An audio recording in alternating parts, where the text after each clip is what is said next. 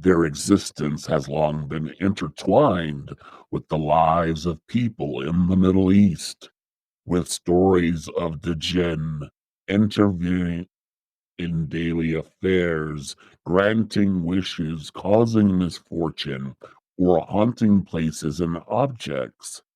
The jinn can take many forms, from that of animals to humans, or even terrifying shadowy figures that bring a chill to the night. In a way, the jinn are like spiritual outlaws, often independent and unpredictable. Some might aid humans for a price, but others might simply lead them into madness or doom for their own pleasure.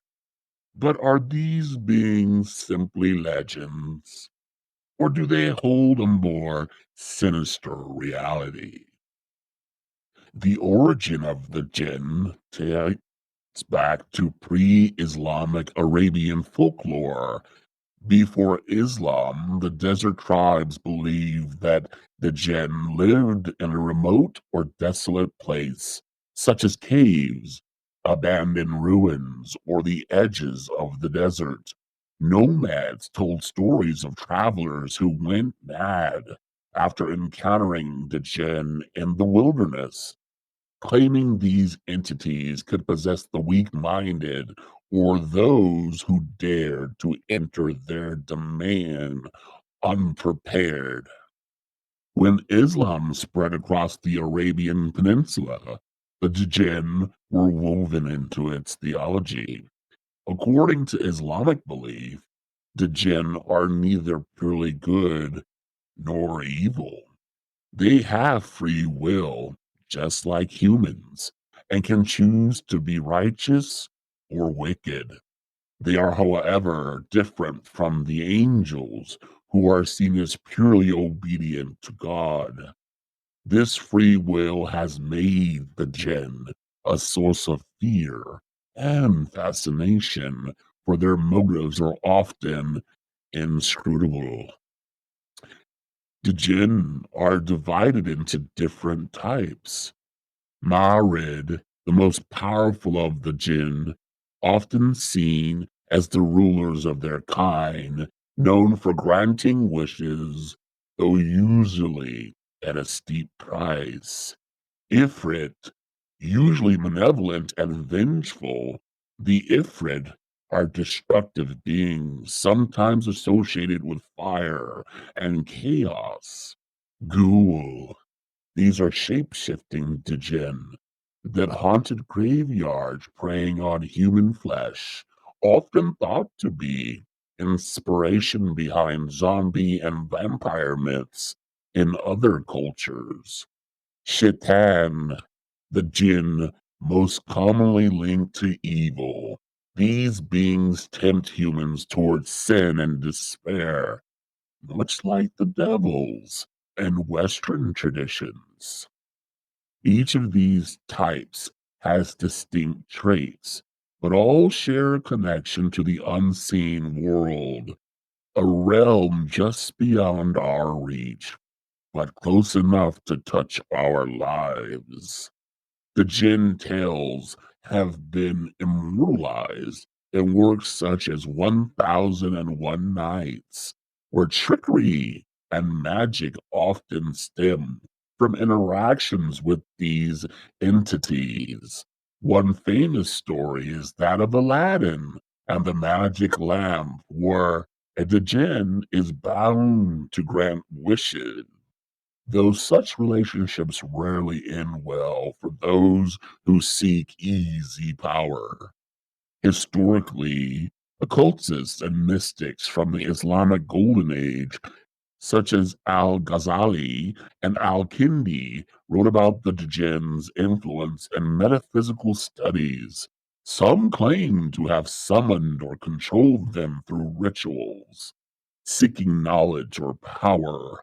One legend speaks of King Solomon himself controlling a legion of the jinn to build his grand temple. as he was said to possess a magical ring, gave him dominion over these creatures. Some Sufi mystics, on the other hand, sought to communicate with the jinn for spiritual insight, believing that the jinn could provide guidance from the unseen world. But as with any attempt to control the unknown, these dealings were fraught with danger. Let's play devil's advocate here. Are the jinn truly supernatural beings? Or are they simply the embodiment of human fears, a psychological explanation for the unexplainable?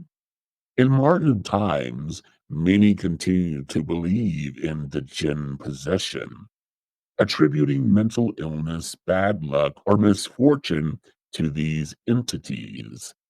Islamic exorcisms, known as ruqya, are still performed to rid people of the jinn that are believed to be inhabiting their bodies or homes. But is this belief rooted in ancient superstition, or could there be something more? The jinn also appear frequently in modern pop culture, often as wish granting beings in movies like Aladdin or as evil spirits in horror films. But these portrayals rarely capture the true complex nature of the jinn from ancient stories. So, are the jinn really or merely reflections of human fear, desire, and the unknown? Modern media tends to simplify the concept of the jinn into either benevolent wish givers or malevolent spirits that haunt and possess. But the true nature of these beings lies in their unpredictability. Movies like Wishmaster or The Jinn offer dark interpretations of what happens when humans seek power beyond their control. These films play on the idea of twisted desires and the old adage, be careful what you wish for. The deeper truth that the jinn represent not just the unknown, but also the consequences of meddling with forces beyond human comprehension or understanding. Real life encounters with the jinn are still reported, especially in Middle Eastern countries. People claim to hear strange whispers in the wind, feel an invisible presence watching over them, or witness objects moving on their own. Some even describe sleep paralysis as the work of a jinn, sitting their chest and preventing them from waking, even stealing their breath. The jinn are more than just mythical creatures. They represent a fundamental human struggle, the temptation of power, and the consequence of desire.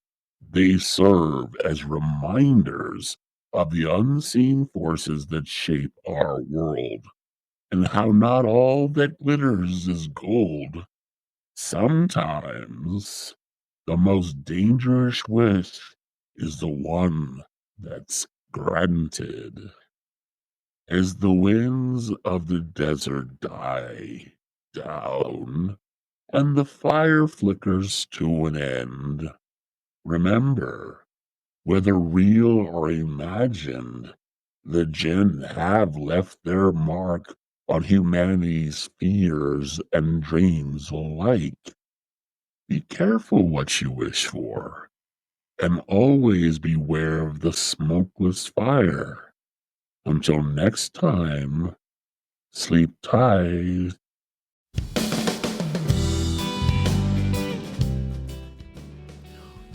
And that's a wrap on this episode of Let Me Take You Higher, the podcast. Big thanks to our special guests, and a huge shout out to our incredible sponsors, You guys are literally the wind beneath our podcast wings.